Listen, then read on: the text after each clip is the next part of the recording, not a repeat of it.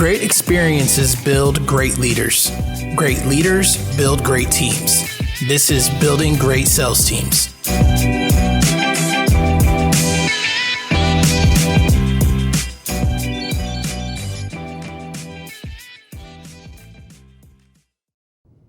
All right, guys, welcome back to the Building Great Sales Teams podcast. We've got Ray Meyer in the podcast trailer today. He's an agent over at Real Broker. He's recruited 80 agents himself. He's a real estate investor, founder of Freedom by Design Mastermind, and founder of Digital CEO. And he's also a Turo host. Got a bit of a serial entrepreneur today. Yeah. Mainly around real estate.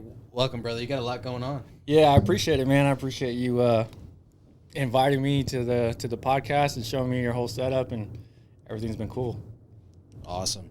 Well, we met through the Do the Most event up in Dallas, and I heard you speak at that event. I was there to see Zach Williams speak and support him, and you had mentioned on stage that you were moving to San Antonio. Yep. And so I was like, man, you come to San Antonio, it's my town, I got you or whatever. Yeah. And 6 months after you moved, we finally got together for Yeah. lunch today. Yeah, it took a little bit, but I'm glad we did, man. I was telling my girlfriend, I've been kind of talking a little bit back and forth with this guy and met him a while back, and been meaning to catch up with him, so I was excited about linking up today finally. Awesome. So let's go into your background a little bit.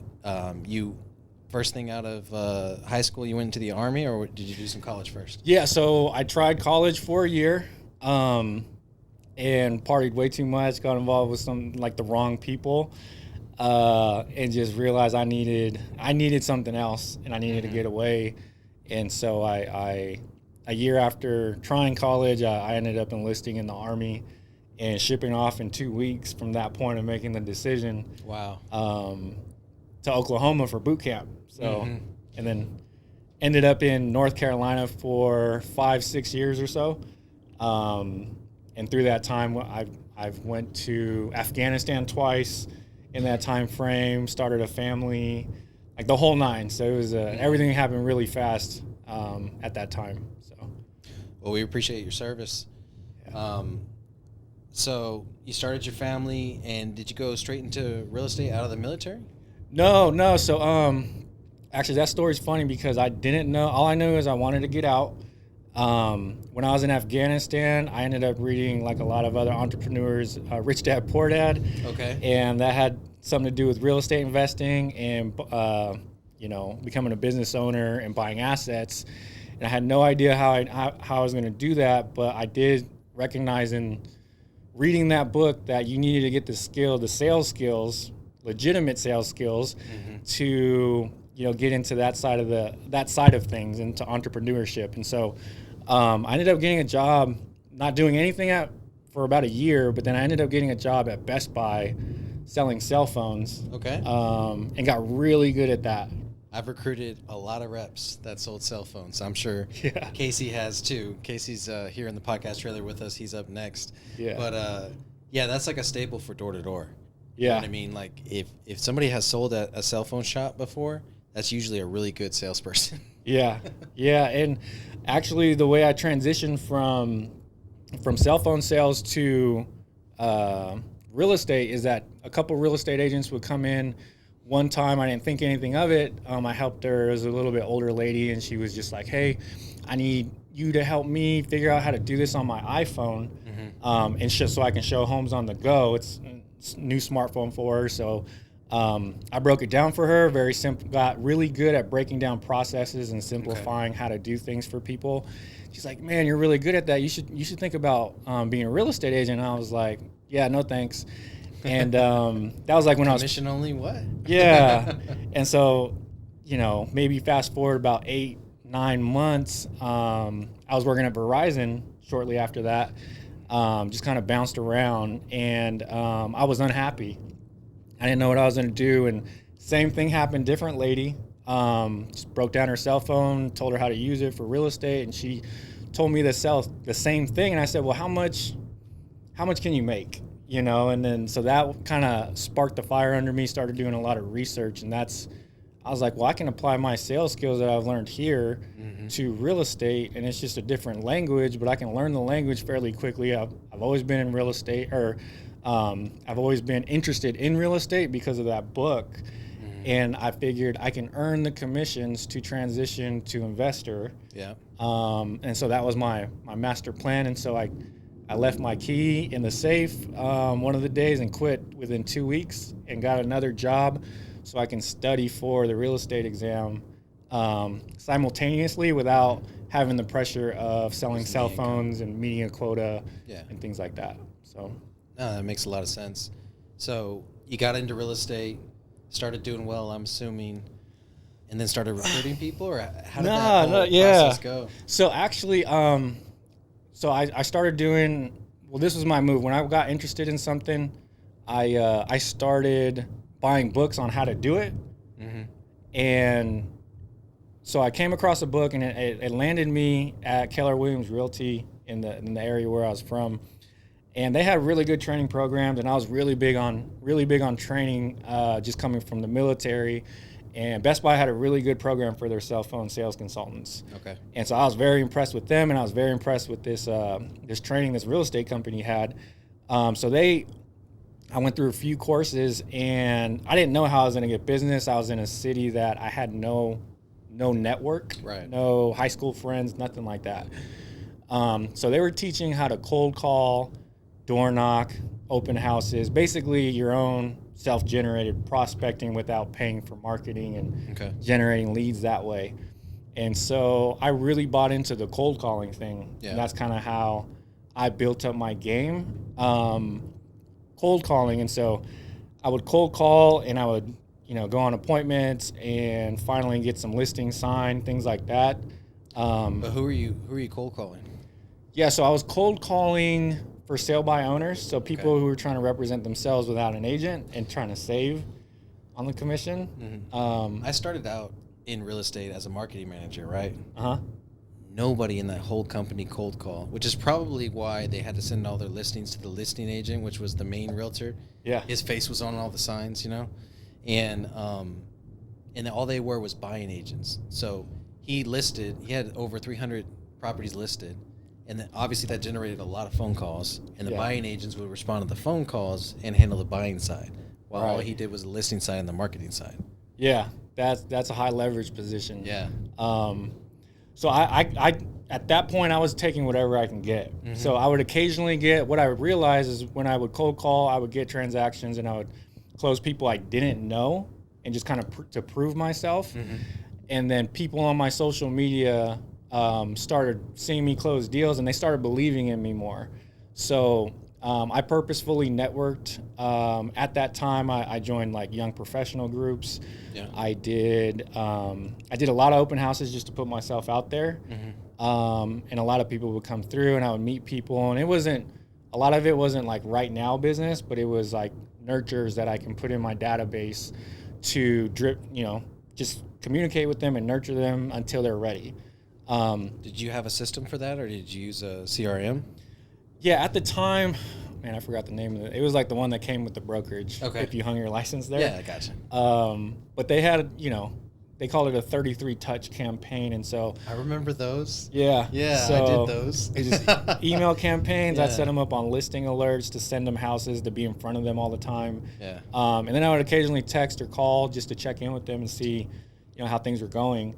And that I got really consistent at that. And I would say my bread and butter was cold calling every day, not just for sale by owners, but expired listings where they also didn't sell, like they couldn't sell their property, either they priced it too high or the agent just sucks at marketing. Yeah. And that was circle prospecting is the other one, where we just straight up cold call a neighborhood and see if anybody's interested in selling. So how did you transition from being an agent to recruiting 80 agents? Yeah, so what I recognize is that when you start producing at a high level, people become attracted to your vibe, especially if you're in a big office of, I think at the time it was around 100 agents or so. Okay. And I felt like I was one of the younger guys, and so I also got chosen to be on the it's kind of like the board of directors of the office. Okay. And so I told them, you know, when I sell X amount of homes, I think it was like 33 homes, my second year there, that I wanted to build a team. Mm-hmm. And so through building a team, you know, you kind of get to create your infrastructure on how you want things to be ran, your whole operation, how you want to be marketed to people with your own brand instead of the company's brand. Right. So that really kind of got things going, and people would just recognize me from going to all the industry events. And so I was really purposeful about going there just to shake hands. So if I had an offer for somebody that I wanted to submit, I wanted to know the agent on the other side to have that relationship for my client, so I can have one hand up if there was 5 offers on the property with 5 different agents representing different clients, that I could have that relationship to get their offer accepted. And so I think for me, I always shared what I was doing, and I think there's a stigma, at least in the city where I was at, which is Fresno, California, where there was a lot of people who were successful. However, they wouldn't share what they were doing. And so they would hold their content marketing pieces to themselves, or not tell them their resource for who made their business cards. And I really just wanted a different vibe, and really just I followed this kid from, I mean, he's older than me, but this guy from Orange County. And he had really dope marketing, just had a cool swag about him. And I was like, I could do that in my area, even though he sold like beachfront $1 million homes, like that kind of stuff. Yeah. I was like, I could bring the same vibe to the Central Valley where I was from. And so I wanted to do that, and I wouldn't care if someone was like, hey, how'd you do this? I would always share. Yeah. I think I always wanted to help people not fall on their face when they were new to the business. And so I think that the giving part of me kind of attracted certain people. And I think a part of that too is I didn't have a bad mentor when I first got into the business, but when I joined the office, they assign you a mentor if you're brand new. And I don't believe their mentorship program was what I thought a mentor would be. Right. It was more so that they get an override on your first 5 transactions. But I felt more of a nuance to that guy, just because it was like, hey, I got an appointment. Can you come with me? And he may or may not be available. Right. And he might be a whole different style, like, business than what I'm looking to build. And so I really wanted to come from a place of, if I'm helping somebody, asking them about themselves, how they are, how do they envision their business, how, figuring out what their personality profile is, so they can approach, like, you don't want a high, like, I don't know if you guys go by like a disc profile, probably everything's sales, right? So you don't want a high C possibly going door knocking if they're super introverted, and that's just not their thing, or maybe they haven't developed the skill to be uncomfortable to do that yet. Right. So it's like just meeting people where they are and really helping them where they want to go. I genuinely did that, just from the start, and really wanted people to get off on the right foot when they asked me questions. And so I think that helped me attract some other agents who either wanted to be in the same office or the same, around my desk, so to speak, because I used to be scared cold calling on the phones, because I was so self-conscious about my scripting and dialogue that I wasn't sounding like an agent yet. Yeah. So when I would cold call in the beginning, if someone picked up the phone, I would walk into the hallway, immediately get up from my desk in the bullpen, and go walk in the hallway and go sit in my car and take the call and try to do it until I had enough reps to be confident, like, oh yeah, I got an appointment. About your cold calling. Very self-conscious, yeah, dude. But yeah, it was just reps at the end of the day. And then when people wanted to script practice with me, things like that. And then I started teaching classes there. They let me teach how to find seller leads and things like that. And so I started volunteering for that stuff and just really participating. So it was fun, man. And I've always been a networker, just kind of asking people about their business and how can I help them or add value, and really not coming from a place of what can I get from this person, or it's more, how can I add value? How can I help? Where's my fee in the whole thing? Yeah. Right. So there's a lot to dissect there. Yeah. So I think the biggest thing first off is, the abundance mindset versus the scarcity mindset. And I know exactly what you're talking about in real estate because I was around it. This is like 15 years ago. No, this is like 18 years ago. Yeah. Damn, I'm old. But anyways, that was one of my first like office jobs, and it was very cutthroat in the same office. You know what I mean? Yeah. And real estate was very much that. It was a scarcity mindset. If there was a new widget or a new marketing deal out or anything, we had to keep it close to the chest. We couldn't tell anybody about it, And so I think that worked for you really well in the beginning. And here's the other thing, like, you may have been insecure about your scripts, but what you were successful with, you were sharing automatically. You know what I mean? Which is huge. And then the other piece is the reps, right? Most people quit after like 10 cold calls. You know what I mean? Like, this isn't for me. I'll find another way to get leads or whatever the case is. And once you start getting those reps in, you get the confidence. You start teaching other people, put yourself in a position of authority. And then you got the abundance mindset versus scarcity mindset.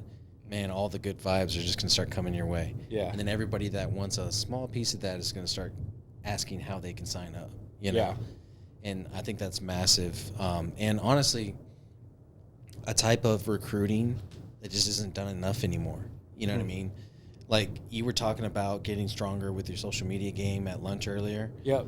And I think when it comes to recruiting, social media is going to be very much like Indeed.com, right? Yep. So high volume, you're not going to get quality, but you're going to get quantity, you know what I'm saying? Versus the in-person networking is going to be more like a referral from one of your other reps. Yep. The people that you get through that in-person exchange are going to stick longer, and they're probably going to be higher quality. You know what I mean?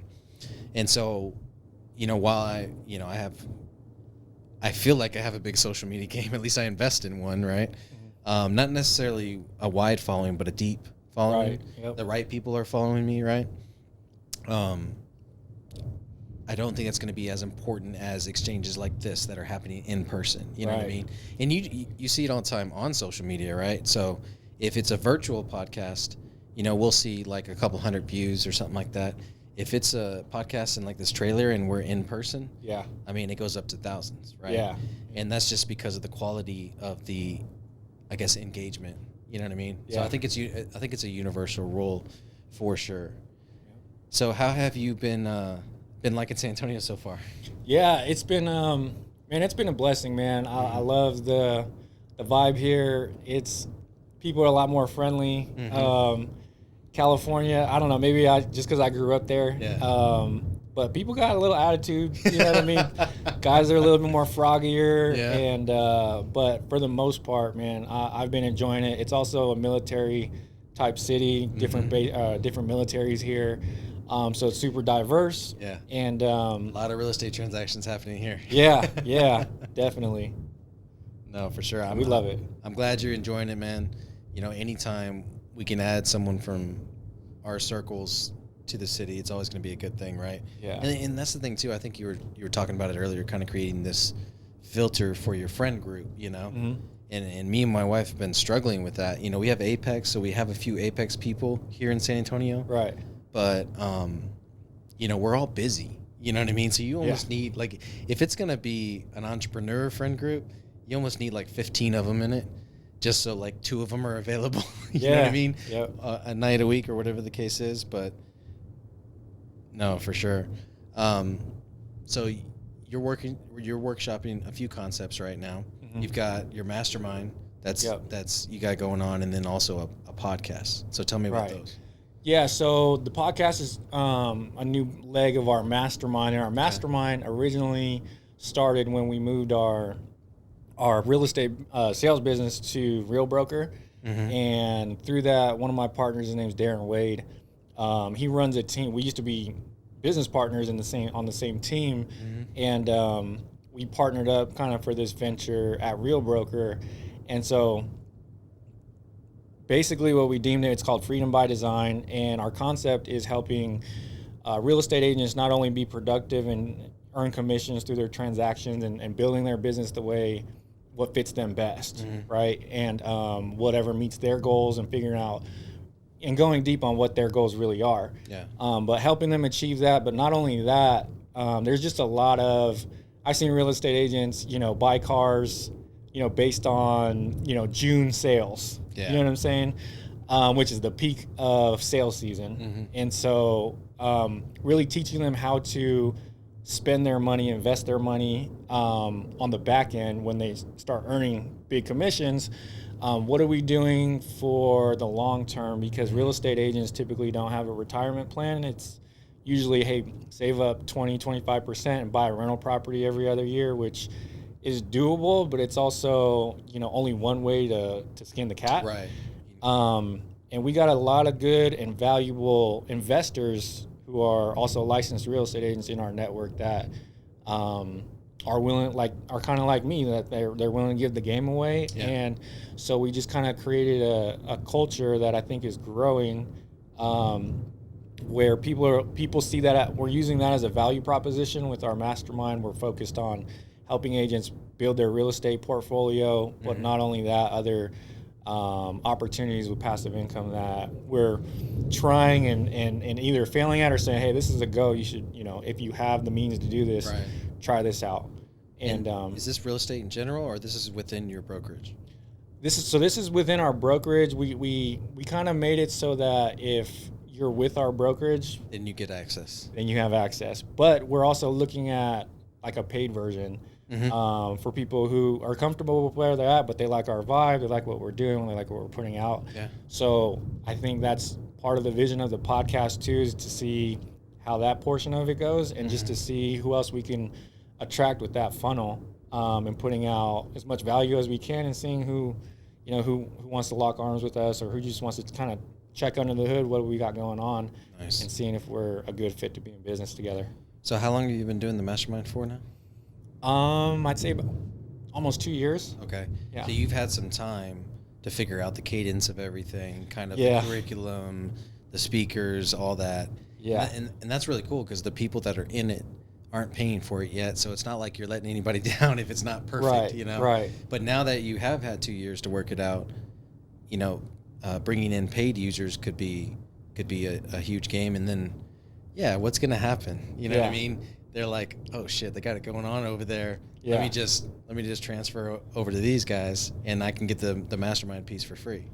Yeah, exactly. And that's what, salespeople might go to a brokerage, and they'll teach you how to sell houses. But that's how they get paid. They don't get paid the most if you're wholesaling a deal, or if you're flipping a deal because you want a discount on listing your own flip. So some people do share that, but I don't think at the extent that we're trying to make that a priority. And fortunately, I got one of my first, and I didn't personally recruit, just for the record. Personally recruit 86 myself. Yeah. It's some of the people I've recruited through people. Yeah, of course. Or help them close, if you will. And just bringing in like-minded people. I didn't personally recruit 110 salespeople either. So, you know what I mean? Well, I just got to give that to him, because I got a really good guy who's pretty much, I call him the number one investor in my area where I'm from. Nice. He's really on the up and up right now. And he's been in the investment space maybe 2 years less. I've been in the real estate sales for 10 years. Yeah. He's been doing it about 8 years, and he's got over 100 properties now. He's flipping at a high level. He's wholesaling at a high level. Shit, he's got a whole, that's a whole business. That's not that's not a independent operator there. Yeah, and so he has a nice small team, virtual assistants, things like that. But he was my first phone call after moving over to Real, and I said, hey, man, because I was talking to him previously when I was at another company with a similar model. I said, hey, man, we're looking to come meet with me and my buddy Darren. We have this vision. We think you could be a huge part of it. It's what we believe in. It's what we're building for, and we know it's what agents want. Let's paint this vision and see if we could build something. And he agreed, and so he's attracted a lot of people, and he gives it away too, man. Just ton of value. So I think we're building that culture of collaboration and giving, and it's been fun so far. I feel like we got a long way to go, and it's just heating up. And you know, he just got on I saw him go full circle with the Bigger Pockets podcast, and him being a guest on there. So that was inspiring for me. And for me being in San Antonio, I didn't mention this to you earlier because we were just going off on everything else. But all the personal stuff. You know, what he's doing, I wish I would have built it like he did. And I got really caught up in building a sales team. Yeah. Which is perfectly fine. I can still have a sales team, but my focus was more transactions, more sales, more buyers, more sellers, things like that. And I do want to pivot a little bit to focus more on building my own portfolio. Hell yeah. And just whether that's wholesaling, flipping, buying rentals, things like that. That's really initially why I got into the business, right? Yeah. Like I wanted to get money to become an investor. Right. And I got so caught up in the hamster wheel of sales and I think I was doing it for more of my own ego. Right. Even though I'm a giving person and, you know, I think I do good business, I know at the end of the day I wasn't doing it for, like, I would just get caught up in, hey, we need to be number one, and we need to meet our numbers this month, and we need to just push. And so I got burnt out doing that, and you know, took a step back the last couple of years and really kind of analyzed what do I want it to look like in the next 5-10 years. It's crazy, man. We've had a very similar journey. One thing I want to say that I forgot to mention earlier about kind of dissecting your first couple of years in real estate is you qualify people first. You know, that's what I was hearing. Like, you actually break down their desires, their wants, their needs, and then when they ask you a question like, well, how much money can you actually make, like that realtor did in the cell phone shop for you, you know, shit, that's the buying question. Yeah. Now we're cooking. You know what I mean?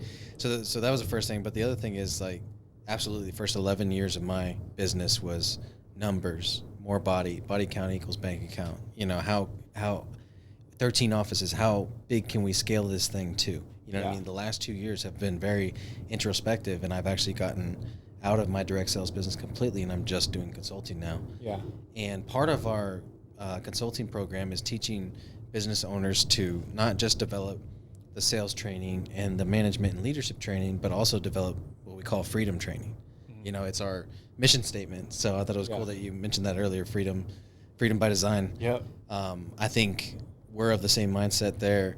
And so teaching salespeople or sales organizations in general, hey, you know, here's how you make the money. Here's how you lead others to make money and make more money, right? And then here's what you do with the money. Right. You know, when you're doing that, I think that's probably why your retention rate, I'm just guessing, is a lot higher than the industry average. And then, you know, you're actually making a massive impact that has nothing to do with the numbers and everything to do with the stories, you know, which as we get older becomes more and more important. So, no, I think it's great what you're doing. So what's next for you guys? As you're obviously going to develop the mastermind, but so like I said, the podcast, we're just ramping that up, man. So I love seeing your setup and what you're doing here. You're in San Antonio anytime you want to use it, man. Yeah, dude. I appreciate that. Yeah. So we're just gonna get more consistent on putting out that type of content and seeing who we can attract through that. We got a few of us talking about putting kind of courses together that we're gonna provide to our members for free, whether that's, you know, marketing or building, like the investor guy, Jason, my guy, he's building out his investor course for new investors. Starting a podcast. Yeah, we can just start a podcast, like how to market yourself online through social media. Hell yeah. Just little things like that, and really just seeing how we can add value there. But like on the personal side, I'm really gung ho on getting to know the real estate market here in San Antonio. I made that decision around December, January, and so just looking to get that started. I'm actually I'm doing a couple of things. So my next move personally, I'm selling my primary residence in California. I'm taking the proceeds and I'm putting it into what's called an infinite banking policy. Okay. Which is something I've learned about recently. So become your own bank. Yep. And so I'm gonna. I'm tired of hearing about this already because now I have to do it. So I researched it. Honestly, I heard it in a mastermind in Cancun, and I was on the plane with one of the speakers who was speaking about it. So I've been researching ever since. And I didn't understand it well when he presented it, so I still bought a book. I read into it more. And then I heard other people doing it that I follow on a high level, and they said they borrow against their policy and make investments that way, and they get the uninterrupted compound interest effect as well. And so I was like, okay, I don't understand what you just said, but I'm gonna unpack that, and I'm gonna figure out if I can do that. So my goal is. I've got a guy I'm going to introduce you to. His name is Keith Goss. Okay. That's literally what he does. Is it? Okay. Yeah, he just did it for, I don't know if you know Brandon Brittingham. I think I have one of his books. Yeah. Yeah. Rental property manager. He just set it up for Brandon. Yeah. Yeah. Okay, so I'm taking the proceeds from my house sale in California. I'm putting that into infinite banking system of my own, and I'm borrowing against that. I'm going to fund my projects here. And so we're going to go gung-ho. I got some cold callers lined up, a mailing campaign for marketing, things like that, just to get the off-market deals. Nice. I don't know how I want to scale that. I know I just want, my intent is to cherry pick for my own portfolio, but also my ultimate intent is to teach people how to, I know I can do that, probably fast track just because I've been in real estate. Right. But my ultimate goal is to teach that as well. Yeah, and then teaching it, not necessarily to scale it as a business, but to scale it for your portfolio. Yeah. The idea that, like, hey, even though I'm doing it for my portfolio, I'm still going to build out a department within that, you know what I'm saying, with the cold callers and stuff like that. I think it's incredibly smart. And if you approach it that way, then you're only going to scale your portfolio that much, well, actually, with that much more quality, because you're going to have options. You know what I'm saying? Yeah. Versus if you did it by yourself, you wouldn't have as many options. It's just time. Yeah. You know what I mean? So I feel like I'm rebuilding a little bit because I'm pivoting to that and not focusing solely on real estate sales. But knowing what I know now and how to leverage and how to just leverage out the things that aren't my highest dollar producing activity. Right. I'm probably going to be the negotiator for a while because that's what I'm good at. And talking and closing the deals until I can find somebody who can step in and do that. But everything else I plan to leverage out just because I value my family life and my personal life and all that kind of stuff. And so it's exciting for me because I'm in a new city and it's like I get to network with entrepreneurs like you guys, and it's a new challenge for me. So. Speaking of networking, I got to introduce you to Kai Logue too. He's a local wholesaler. Just put on a real estate event that I actually spoke at, and I think he'd be good to know in town. Just for those like if he can't act on a deal, maybe you can, kind of thing. Yeah. You know? Yep. So okay. So the last question I always ask is, what does legacy mean to you, and what legacy do you want to leave behind? Yeah, that's a great question. I love that question. So for me, for a while, it used to be about my kids. And it is about my kids. A portion of it is about my kids. And what I'm learning is that it's more, they pick up what I do, and whatever I'm doing, they're going to pick up those habits. They're going to see those habits, and it's going to help shape how they think and approach things in life. So kind of the legacy, it used to be only financial. Like that was the guy I was back in the day. Now, when I talk about passive income, I'm actually working on this whole little speech about transitioning to what I call passive impact. Okay. Where if you have a conversation with someone, if you step into a room and do a presentation, that whatever's coming out of your mouth, your vibe, your energy, the information you're giving has a lasting impact on people, and they remember you for the right reasons.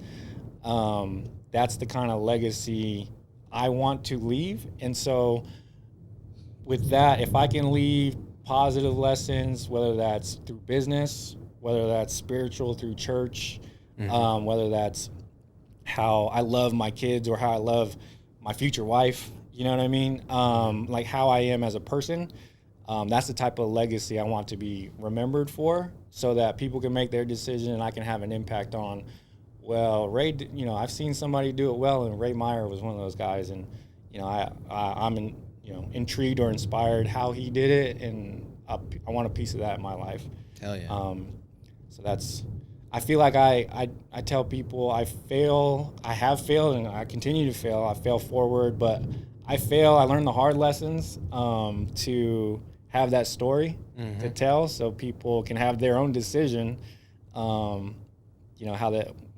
which way they want to go with it. You know what I mean? So that's the type of legacy I want to have. The financial stuff is there too. I want to build out that framework and everything for my, that's part of the infinite banking thing too, and just the real estate assets in general. But that just gives me the options in how I want to deliver that information to people, because I feel like if people are financially strapped, they're not their true selves. They're always like submitting to someone else's clock or time, or they're in a constant state of stress. Yes. Yeah. Yes. 100%. No, brother, I love it. I appreciate you coming on the podcast, and I know you're going to do exactly that, man. The energy is there for sure. So, Ray Meyer, legacy of passive impact. I can't wait to hear the speech too. Yeah, I appreciate it, man. Thank you for having me. Appreciate you guys. Let's get building.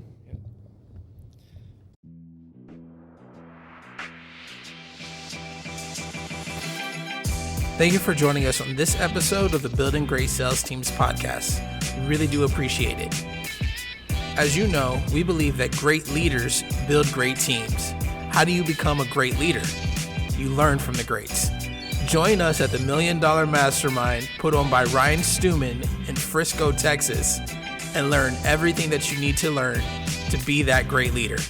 The link will be in the description below. As always, we ask that you like, share, and subscribe wherever you consume podcasts so you can stay up to date with the Building Great Sales Teams podcast. Let's get building.